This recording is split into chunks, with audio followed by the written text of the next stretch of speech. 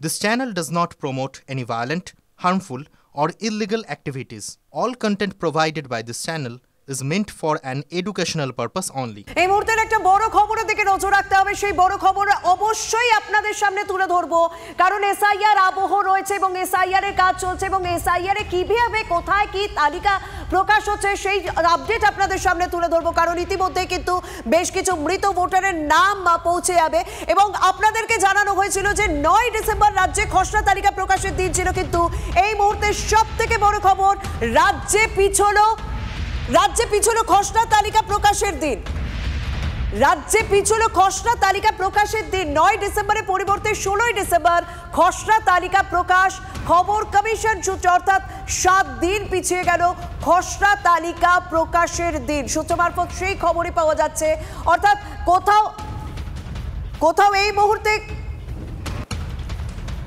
কোথাও বারবার বিএলওদের তরফ থেকে যে দাবি করা হচ্ছিল, যে আবেদন তারা করছিলেন যে তারা নির্দিষ্ট সময় কাজ শেষ করতে পারছেন না বিভিন্ন কারণে, সেই কারণেই কি খসড়া ভোটার তালিকা প্রকাশের দিন পিছিয়ে দেওয়া হলো। কারণ 9 ডিসেম্বর রাজ্যে খসড়া ভোটার তালিকা প্রকাশের কথা ছিল, কিন্তু তার পরিবর্তে 16 ডিসেম্বর খসড়া তালিকা প্রকাশ হবে এমনই খবর পাওয়া যাচ্ছে সূত্র মারফত। আমার সঙ্গে রয়েছেন আমার সহকর্মী শ্রাবতী। 7 দিন খসড়া তালিকা প্রকাশের পিছনে কারণটা কি এখনো পর্যন্ত জানা যাচ্ছে? কারণ বিএলওদের বারবার অভিযোগ আমরা শুনিয়েছি, তুমি বলেছো যে কিভাবে তারা বলেছেন যে নির্দিষ্ট সময় তারা কাজ শেষ করতে পারছেন না। সম্ভবত সারা দেশ থেকেই এই ধরনের আবেদন এসেছিল এবং শেষ শীর্ষ আদালতে যে শুনানি চলছিল সেই শুনানিতে এটা বলা হয়েছিল যে তামিলনাড়ুতে, কেরালাতে ভয়ঙ্কর বৃষ্টি এবং বন্যা চলছে, সেখানে বিএলওরা কাজ করতে পারছেন না। বিশেষত ডিজিটাইজেশনের ক্ষেত্রে সব থেকে বেশি সমস্যা হচ্ছিল, তাই এই খসড়া প্রকাশের সময়টা যাতে বাড়ানো হয় তার আবেদন জানানো হয়েছিল 4টি রাজ্য থেকে। আজকের ইসিআই বিশেষভাবে নোটিফিকেশন জারি করেছে এবং সেখানে জানানো হয়েছে 12টা যে রাজ্য, সেই 12টা রাজ্যতেই এই খসড়া তালিকা প্রকাশের দিন, যেটা ছিল 9 তারিখ, সেটা বেড়ে দাঁড়াচ্ছে 7 দিন, বেড়ে দাঁড়াচ্ছে 16 তারিখ। অর্থাৎ 16 তারিখ শেষ ডেট হচ্ছে publication of draft electoral role.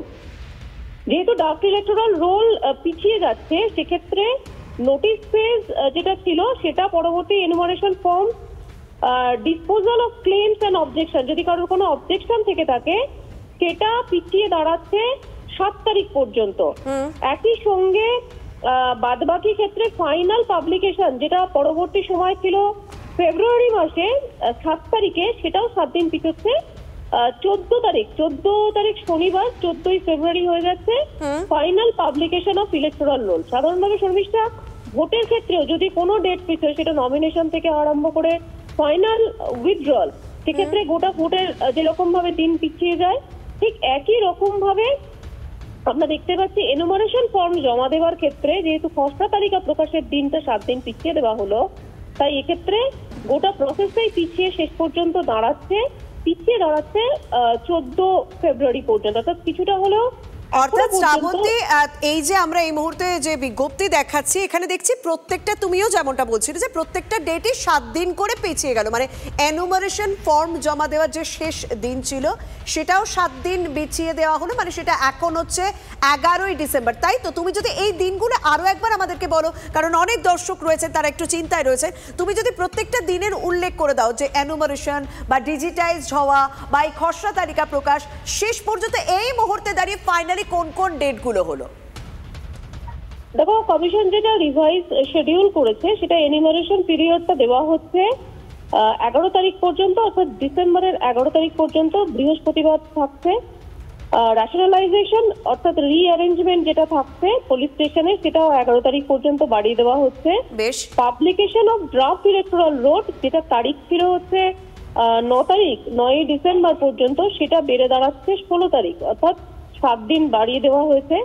একই সঙ্গে ফাইনাল রোল পাবলিকেশন, যেটা ফেব্রুয়ারি মাসের 7 তারিখ ছিল, সেটাও 7 দিন পিছিয়ে 14 তারিখ পর্যন্ত করে দেওয়া হয়েছে। অর্থাৎ বিএলওদের যে চাপ ছিল যে এর মধ্যেই আর কটা দিন মাত্র বাকি রয়েছে, তার মধ্যে এনুমারেশন ফর্ম এবং ডিজিটাইজেশনের প্রক্রিয়া রয়েছে। এই সমস্ত বিষয় হয়তো মাথায় রাখা হচ্ছে। শ্রাবন্তী, তুমি আমাদের সঙ্গে থাকো। ভীষণ গুরুত্বপূর্ণ খবর এই মুহূর্তে, এবং সবথেকে বড় খবর এটা বলা যেতেই পারে, কারণ প্রত্যেকেই চিন্তায় ছিলাম যে সত্যি কতদিনের মধ্যে এনুমারেশন ফর্ম জমা দিতে হবে। অনেকে রয়েছেন, অনেক সমস্যা ছিল বা বাইরে ছিলেন, তারাও একটা মানে নিজের জায়গায় ফিরে আসার তাগিদ রয়েছে, কারণ এনুমারেশন ফর্ম তাদের জমা দিতে হবে।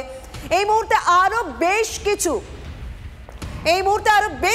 আপডেট রয়েছে, সেই আপডেটগুলো আমাকে জানাবেন আমার সহকর্মী সুমন মহাপাত্র রয়েছে। সুমন, আমরা সেই বিজ্ঞপ্তি দেখাচ্ছি যে প্রত্যেকটা দিনই কিন্তু 7 দিন করে পিছিয়ে গেল। সেই এনুমারেশন ফর্ম জমা দেওয়া হোক, ডিজিটাইজের কাজ হোক বা খসড়া তালিকা প্রকাশের হোক, প্রত্যেকটা 7 দিন করে পিছিয়ে গেল, এবং শুধুমাত্র আমার রাজ্য না, প্রত্যেকটা রাজ্যে। তোমার কাছে কি আপডেট রয়েছে? দেখো, পুরোপুরি বলা হয়েছে যে 11ই ডিসেম্বর 2025 বৃহস্পতিবার পর্যন্ত এই এনিউমারেশন পিরিয়ডটা বাড়ছে, ততক্ষণ পর্যন্ত কিন্তু এনিউমারেশনের কাজকর্ম হবে। তারপরে বলা হচ্ছে পোলিং স্টেশনগুলোর যে র্যাশনালাইজেশন বা রিঅ্যারেঞ্জমেন্ট, ওটা চলবে সেই 11ই ডিসেম্বর পর্যন্ত। আপডেট করা যাবে 12 ডিসেম্বর থেকে 15 ডিসেম্বর পর্যন্ত। তারপর 16ই ডিসেম্বর মঙ্গলবার এই খসড়া তালিকা প্রকাশ হবে, এবং 16 তারিখ থেকে 15ই জানুয়ারি, 16 ডিসেম্বর থেকে 15ই জানুয়ারি পর্যন্ত বিভিন্ন অভাব অভিযোগ সেগুলো কিন্তু লিপিবদ্ধ করা হবে কমিশনের কাছে। তারপর এই নোটিশ ফেজটা চলবে 16ই ডিসেম্বর থেকে 7ই ফেব্রুয়ারি পর্যন্ত, এবং একেবারে শেষে 14ই ফেব্রুয়ারি শনিবার 2026 সালের সেদিন কিন্তু এই খসড়া তালিকার পরবর্তীকালীন মানে একেবারে ফাইনাল লিস্ট যেটা বলা হয় সেটা 14ই ফেব্রুয়ারি প্রকাশ করা হচ্ছে। অর্থাৎ একেবারে সাধারণ মানুষের বোঝার জন্য, মানে আমাদের বোঝার জন্য, ভোটাররা যারা রয়েছে তাদের বোঝার জন্য একটা বিষয় বলা যেতে পারে যে তারিখটা আপনারা জানছিলেন যে 4 ডিসেম্বরের মধ্যে এনুমারেশন ফর্ম আপনাদেরকে জমা দিতে হবে, কিন্তু সেই সময়টা বাড়িয়ে দিয়ে 11ই ডিসেম্বর করা হলো। অর্থাৎ 7 দিন আরও সময় আপনাদের হাতে রয়েছে এবং বিএলওদের হাতেও রয়েছে। আমার সঙ্গে রয়েছেন আমার সহকর্মী সিজার। এই সার্বিকভাবে প্রথম থেকে অনেক আগে থেকেই বারবার বিএলওদের কথা আমরা শুনছিলাম, এবং অনেক ভোটার তারা যথেষ্ট উদ্বেগে ছিলেন, চিন্তায় ছিলেন। শেষ পর্যন্ত 7 দিন পিছিয়ে দেওয়া হলো। এই বিষয়টাকে তুমি কিভাবে ব্যাখ্যা করবে? এবং স্বাভাবিকভাবে এই বারবার অভিযোগ আসা, একটা রাজ্য নয় বারবার সমস্ত রাজ্য থেকে অভিযোগ আসার পরে কি এই সিদ্ধান্তটা নেওয়া হলো? অনেকাংশে তাই, কারণ এর মধ্যে যদি তুমি দেখো গোটা প্রক্রিয়া, অর্থাৎ এক কথায় বলা যায় গোটা এসআইআর প্রক্রিয়া আরো 7 দিন বেশি সময় পেল। সেটা যেটা তুমি এতক্ষণ বললে, সুমন যেটা বললো, যে এনুমারেশন ফর্ম জমা দেওয়া থেকে শুরু করে হোক, খসড়া তালিকা প্রকাশ করা থেকে শুরু করে হোক, বা একদম শেষ ফাইনাল যে রোল অর্থাৎ চূড়ান্ত তালিকা প্রকাশ করা, সামগ্রিক এসআইআর প্রক্রিয়া 7 দিন বেশি সময় দেওয়া হলো, যেটা বারে বারে এই দাবিটাই কিন্তু বিভিন্ন রাজ্য থেকে আসছিল।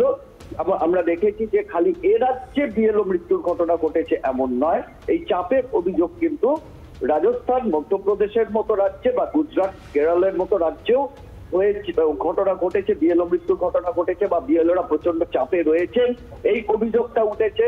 আমি সাম্প্রতিক একটা উদাহরণ দিতে পারি, জয়পুর থেকে অর্থাৎ রাজস্থান থেকে যে শিক্ষকরা বিএলও কাজের সঙ্গে যুক্ত, সেই শিক্ষক সংগঠন যেটা বলা হয় যে রাষ্ট্রীয় স্বয়ংসেবক ঘনিষ্ঠ শিক্ষক সংগঠন, তারাও সিইসিকে চিঠি দিয়ে জানিয়েছিল যে প্রচন্ড চাপের কথা, এবং এই গোটা এসআইআর প্রক্রিয়ার সময়সীমা আরেকটু বৃদ্ধি করা হোক, এই দাবি জানানো হয়েছিল। এবং সেখান থেকে এটা বলা যেতে পারে যে সিইসি গোটা দেশের পরিস্থিতি, অর্থাৎ 12টা রাজ্যে যেখানে যেখানে এই এসআইআর প্রক্রিয়া চলছে, সামগ্রিক পরিস্থিতি খতিয়ে দেখে এই 7 দিন সময়সীমা বাড়ানোর সিদ্ধান্ত নিয়েছেন। এটা যদি একটা অ্যাডমিনিস্ট্রেটিভ সিদ্ধান্ত হিসেবে দেখা যায় একরকম, তার পাশাপাশি আমরা জানি যে আমাদের রাজ্য, ভারতের অন্যান্য সমস্ত রাজ্য, বিশেষ করে আমাদের রাজ্যে এই এসআইআর নিয়ে একটা রাজনৈতিক দড়িটানাটানি চলছে। শাসক তৃণমূল বারবার দাবি করছে যে এত অল্প সময়ের মধ্যে এটা হওয়া সম্ভব নয়, তারাও হয় স্থগিত বা এই গোটা প্রক্রিয়ার জন্য সময় আরো বাড়ানোর দাবি করেছেন। সেখান থেকে তাদের কাছে কিন্তু এটা একটা বড় রাজনৈতিক জয় হিসেবে তারা ব্যাখ্যা করতে পারবেন, কারণ তারা বারবারই প্রথম থেকেই বলছিলেন যে এই যে সময়সীমা নির্ধারণ করা হয়েছে সেটা বাস্তবসম্মত নয়, অপরিকল্পিত, এবং সেই কারণে পরপর বিএলওদের মৃত্যু হচ্ছে। এবং সেই জায়গায় দাঁড়িয়ে এই 7 দিন সময়সীমা বাড়িয়ে কোথাও সার্বিক যে বিতর্কটা তৈরি হচ্ছিল, সেই বিতর্কে আপাতত কমিশনের দিক থেকেও একটা পদক্ষেপ করে সেটাকে কোথাও একটা থামানোর চেষ্টা, এটাও এই হিসেবেও কিন্তু ব্যাখ্যা করা যায়। একদম। আপাতত তুমি সঙ্গে থাকো সিজার। অর্থাৎ গোটা পদ্ধতি 7 দিন পিছিয়ে গেল। এসআইআর এর গোটা পদ্ধতি, মানে সেটা এনুমারেশন হোক, ডিজিটাইজড হোক বা খসড়া তালিকা প্রকাশ হোক, সেই পুরো বিষয়টাই 7 দিন করে পিছিয়ে গেল। আমার সঙ্গে রয়েছেন এই মুহূর্তে তৃণমূল কংগ্রেস নেতা জয়প্রকাশ মজুমদার। জয়প্রকাশ বাবু, আপনার কাছে একটা বিষয়, আপনারা প্রথম থেকেই অভিযোগ করছিলেন এসআইআর এর পদ্ধতি নিয়ে এবং এসআইআর করার সময়সীমা নিয়ে আপনারা অভিযোগ জানিয়েছিলেন যে এই সংক্ষিপ্ত সময়ে এসআইআর করা সম্ভব নয়। ঠিক সেই সময় দেখুন 7 দিন করে প্রত্যেকটা পদ্ধতি পিছিয়ে গেল। আপনারা কি এই বিষয়টা আপনাদের দিকে জয় দেখছেন? দেখুন, জয় পরাজয়ের হিসেব তো এখানে করা উচিত নয়। মানুষের অধিকারের প্রশ্ন, গণতন্ত্রকে শক্তিশালী বানানোর প্রশ্ন। সেখানে নানাভাবে আমাদের ইলেকশন কমিশন বিজেপির কথা শুনে চলছিল, তার জন্যে চূড়ান্ত প্রস্তুতিহীনতা, প্রস্তুতির অভাব এবং হঠকারী সিদ্ধান্ত, সেটাই পরিলক্ষিত হয়েছে, সেটাই প্রমাণ হয়েছে। আগে পিছু না ভেবে শুধু গায়ের জোরে এসআইআর করব বিজেপি বলেছে বলে এই মনোভাব ইলেকশন কমিশনের বাঞ্ছনীয় ছিল না। সেই জন্যই আজকে দেখুন পদে পদে তাদেরকে তাদের নিজেদের তৈরি যে মানে নির্ঘণ্ট, সেটাকে বদলাতে হচ্ছে। আজকে তো আরো খারাপ বা ভালো যাই হোক 7 দিন করে সব পেছিয়ে দিতে হলো। এই পেছিয়ে দেওয়ার পরেও তারা কতখানি করতে পারবে তাদের সন্দেহ আছে। কিন্তু একটা প্রশ্ন আপনাদেরকে আমি জানাবো, যে এর মাঝখান থেকে 35 জনের প্রাণ চলে গেল পশ্চিমবঙ্গে, সেই প্রাণের হিসেব কে দেবে? ইলেকশন কমিশনকে দায়বদ্ধতা দেবে এই 35টা প্রাণ চলে যাওয়ার? এটা বোধহয় ইলেকশন কমিশন কখনোই এইটাকে ফেরত দিতে পারবে না। এই রক্তের দাগ কোনোদিন ইলেকশন কমিশনের হাত থেকে বুঝবে না। একদম। অনেক ধন্যবাদ। আমরা কথা বললাম তৃণমূল কংগ্রেসের রাজ্য সহসভাপতি জয়প্রকাশ মজুমদারের সঙ্গে এবং আমরা এই নিয়েই কথা বলেছিলাম কেন্দ্রীয় প্রতিমন্ত্রী সুকান্ত মজুমদারের সঙ্গে। তিনি কি বলছেন? যে কোনো পদ্ধতিতে নির্বাচন কমিশন হোক বা যে অন্য কেউ হোক, যখন একটা কাজ হয়, সেই কাজ যখন চলতে থাকে, চলার পর বা ইমপ্লিমেন্ট হওয়ার পর তার অ্যাসেসমেন্ট হয়। সেই অ্যাসেসমেন্ট অনুসারে নির্বাচন কমিশন তার পদক্ষেপ নেবে, এটাই তো স্বাভাবিক। সেই জন্য যারা চাপের কথা মনে করছেন তাদেরকে আমি এটাই বলবো, জীবন অমূল্য, চাপের কোনো বিষয় নেই, আপনি যতটুকু পারবেন ততটুকু করবেন। কিন্তু অদ্ভুত দেখা যাচ্ছে, যেমন একজন মহিলার অভিযোগ উঠলো যে তিনি নাকি সুসাইড করেছেন, পরে দেখা গেল তিনি কন্ট্রাকচুয়াল কর্মী ছিলেন। তো আপনি কন্ট্রাকচুয়াল কর্মীদেরকে যদি কাজ দেন তাহলে পরে তো তারা চাপে পড়বেই, কারণ তো তাদের কন্ট্রাকচুয়াল যে জবের নিয়ম অনুসারে তাদের কাজ অল্প হওয়ার কথা। তো চাপ, তাদের তো অভ্যেস নেই চাপ সামলানোর। অথচ একজন বিশেষভাবে সক্ষম দিব্যাঙ্গজন যাদেরকে বলি, সেই রকমের ক্যান্ডিডেট বিএলও, তিনি কমপ্লিট করে নিচ্ছেন। আবারও এসে গেল TV9 বাংলা ঘরের বায়োস্কোপ অ্যাওয়ার্ড। সেরা বাছাইয়ে শামিল আপনিও। বাংলা সিরিয়ালে আপনার পছন্দের সেরা পুরুষ পার্শ্ব চরিত্রকে সুদীপ সরকার ফুলকি, কৌশিক চক্রবর্তী, ভিডিও বৌমা, আর্য দাশগুপ্ত, অনুপমার প্রেম, অভ্রজিৎ চক্রবর্তী, চিরদিনই তুমি যে আমার। tv9bangla.com/ঘরের বায়োস্কোপ সাইটে গিয়ে ভোট দিন আপনার পছন্দের সেরা পুরুষ পার্শ্ব চরিত্রকে। TV9 বাংলা ঘরের বায়োস্কোপ অ্যাওয়ার্ডস আসছে TV9 বাংলায়।